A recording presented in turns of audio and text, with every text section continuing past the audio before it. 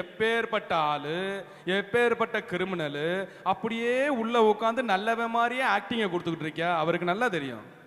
ஏன் பேசிக்கிட்டு இருக்கிற என்னை பத்தியுமே அவருக்கு நல்லா தெரியும். நீ எப்பேற்பட்ட ஆள்னு அவருக்கு நல்லா தெரியும். அதுதான் சொல்கிறார், உங்களை பற்றி எனக்கு தெரியும், உங்களிடம் இறையன்பு இல்லை.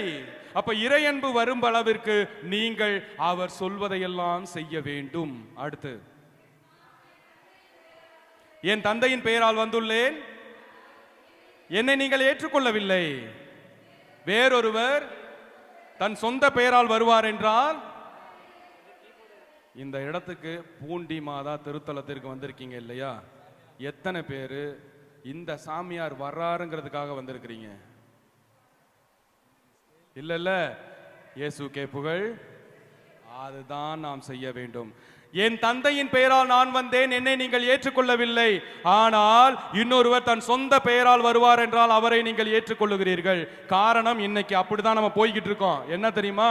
சொந்த பெயரால் வருவார் என்றால் இதே இடத்திலே ரீல்ஸ்லயும் யூடியூப்லயும் வர சாமியார் வந்திருந்தா இன்னைக்கு கூட்டம் அதிகமா இருக்குமா இருக்காதா? கண்டிப்பா அதிகமா இருக்கும். சரிங்களா? அது இருந்தாலும் கூட்டம் அதிகமாகும். ஏன் காரணம்? நான் கூட்டம் கம்மியா இருக்குன்னு சொல்லல. எனக்கு கூட்டம் முக்கியம் இல்ல. ஒருவருக்காவது இறைவார்த்தை சென்று சேர வேண்டும். ஒருத்தர் உட்கார்ந்து இருந்தாலும் 11:30 மணி வரைக்கும் இறைவார்த்தை கொடுக்கப்படும். அவ்வளவுதான். இதுதான் நம்முடைய வாழ்க்கை. ஆனால்